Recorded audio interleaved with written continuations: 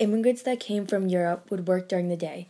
Some jobs they might have was a nanny, a lawyer, or a doctor.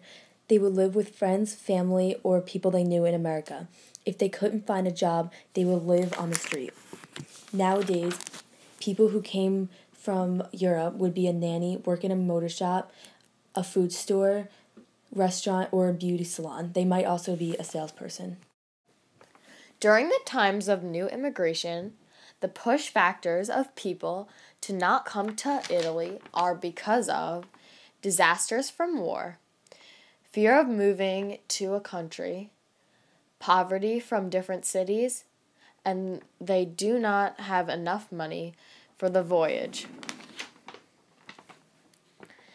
The pull factors are safety, new opportunities, new jobs, stability, increased employment, a stable and secure future, to escape violence and war, and people also wanted to join family and friends who went to Italy before them.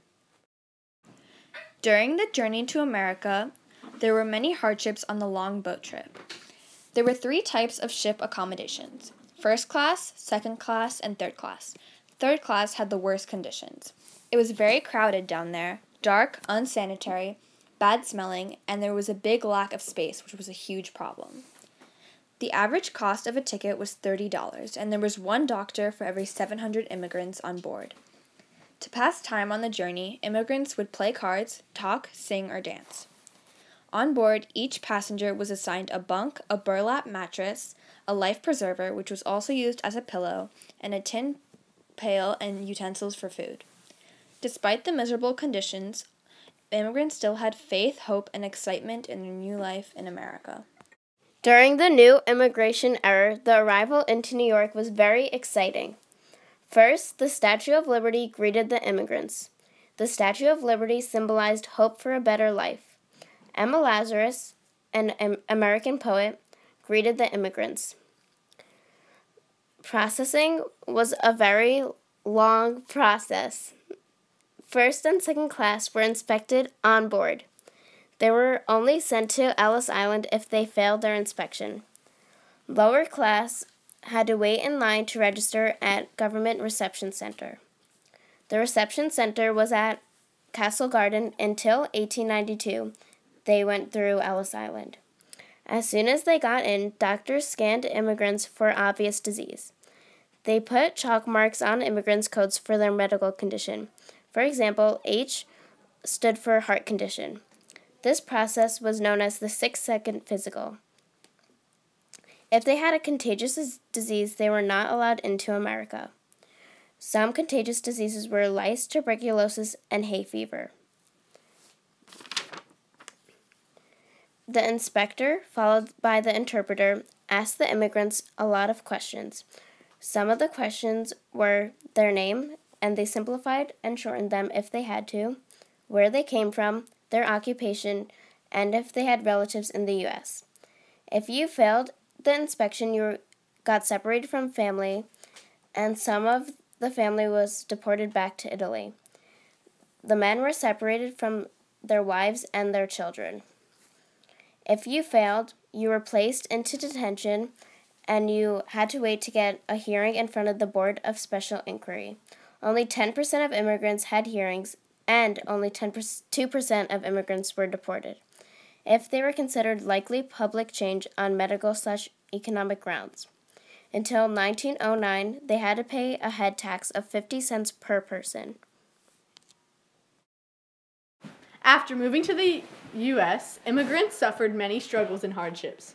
In the new immigration era, immigrants worked in horrible, gross, dangerous, and unlawful conditions for less pay than the average American laborer.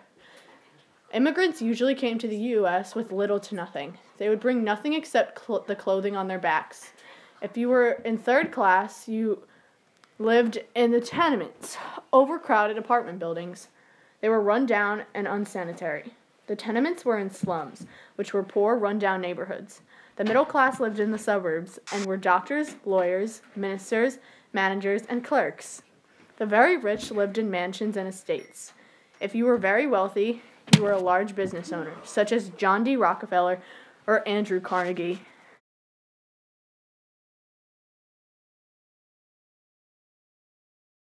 Secondly, modern immigration in Italy's push factors are stay with culture, unfair working rights, and violence. Their pull factors are more opportunities, work, good medical facilities, and an aging population was way too big. The arrival in modern day is very complicated. First, you need to have someone who can get you an immigrant visa. An immigrant visa is a document that allows you to apply to be a citizen. To apply for a visa, you must be sponsored by a U.S. citizen relative, a U.S. lawful permanent resident, or a prospective employer. The processing in modern day is a lot less annoying than it was in the new immigration era. First, the sponsor files a petition on the immigrant's behalf. The citizen files for their spouse or child or parent or sibling. The lawful files for a spouse or an unmarried child.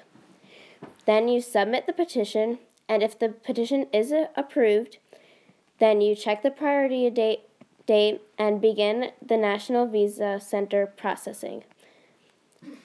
Then you choose an agent and you have to pay fees. Then you collect and submit forms and documents to the NVC. Then you submit the application and collect the financial document. Collect supporting document and submit the documents to the NVC. Then comes the interview. For the interview, you have to prepare a lot. After the interview, you can get the visa and apply for citizenship. Nowadays, modern immigration to the U.S. comes from all over the world. The majority of the immigrants traveling to America are usually coming from either Southeastern Asia, Mexico, or India. They usually travel by plane, boat, or crossing the border.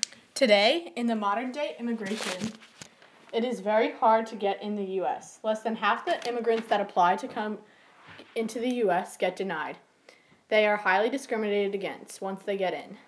This is because Americans do not want them taking their jobs. Many immigrants were separated from their families. Immigrants would become in debt because everything is expensive and you do not get paid enough. They figure out that learning English is critical for their success in America. Because most immigrants do not have an education, they have a hard time applying for jobs. There are many differences between the new immigration era and the modern day immigration.